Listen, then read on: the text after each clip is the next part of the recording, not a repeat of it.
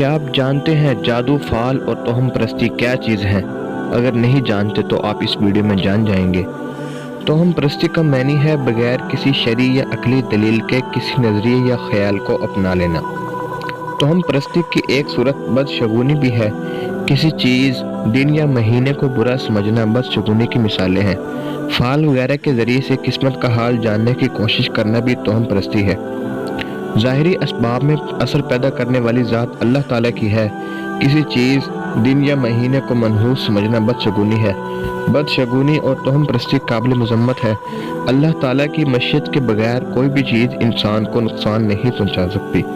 نفع و نقصان کا اختیار اللہ تعالیٰ کے پاس ہے۔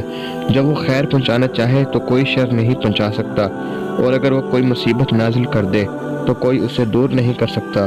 اللہ پاک نے قرآن مجید میں فرمایا، جس کا ترجمہ یہ ہے، اور اگر اللہ تمہیں کوئی تکلیف پہنچائے تو اس کے سوا اسے دور فرمانے والا نہیں، اور اگر وہ تمہارے ساتھ خیر کا ارادہ فرمائے تو اس کے فضل کو کوئی ہٹانے والا نہیں۔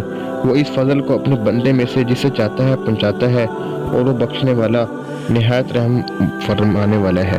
سورہ یونس آیت نمبر 107۔ انسان کو جو بھی مصیبت پہنچتی ہے وہ اس کے اپنے ہی اعمال کا نتیجہ ہوتی ہے۔ جو لوگ دین کے علم سے محروم ہیں وہ توہم پرستی میں مبتلا ہو جاتے ہیں۔ کسی انسان، جانور، دن یا مہینے کو منحوس سمجھنا جہالت اور توہم پرستی ہے۔ جو لوگ سفر کے مہینے کو منحوس سمجھتے ہیں وہ دراصل خام خیالی کا شکار ہیں۔ زمانے جاہلیت میں بھی لوگ سفر کے مہینے کو منحوس سمجھتے تھے۔ مستقبل کے حالات جاننے اور مستقبل کے کام بنانے کے لیے ستاروں کی چال، فال یا جادو ٹونے وغیرہ کا استعمال اسلام میں حرام ہے۔ مستقبل میں اللہ تعالیٰ سے خیر طلب کرنے کے لیے رسول اللہ صلی اللہ علیہ وسلم نے استخارہ کی تعلیم دی ہے، جس کا مسنون طریقہ یہ ہے کہ 2 رکعت نفل نماز پڑھ کر اللہ تعالیٰ سے خیر طلب کرنے کی دعا کی جائے۔ اسلام نے جیسے توہم پرستی سے منع کیا ہے، اسی طرح بدشگونی اور بدفعلی سے بھی منع کیا ہے۔ نبی کریم صلی اللہ علیہ وسلم نے فرمایا، جو شخص نجومی کے پاس جائے، اس سے کوئی بات پوچھے تو اس کی 40 راتوں تک نماز قبول نہ ہوگی۔ اسلامی تعلیمات میں بدشگونی کی اجازت نہیں ہے، یعنی کسی انسان، جانور، چیز یا وقت سے بدشگونی لینا درست نہیں ہے۔ البتہ نیک شگون یا نیک فال لینا درست ہے۔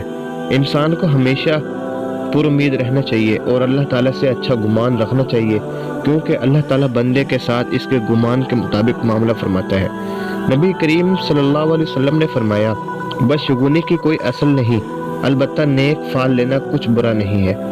حضرت عبداللہ بن عمر رضی اللہ تعالیٰ عنہ فرماتے ہیں کہ جب کسی کے دل میں کوئی چیز کھٹکے تو اسے چاہیے کہ وہ یہ الفاظ کہے، اللہم لا خیر الا خیرک ولا طیر الا طیرک ولا الہ غیرک۔ اس کا ترجمہ یہ ہے، اے اللہ، آپ کی طرف سے نازل کی جانے والی خیر کے علاوہ کوئی خیر نہیں، اور آپ کے شگون کے علاوہ کوئی شگون نہیں، اور آپ کے سوا کوئی معبود نہیں۔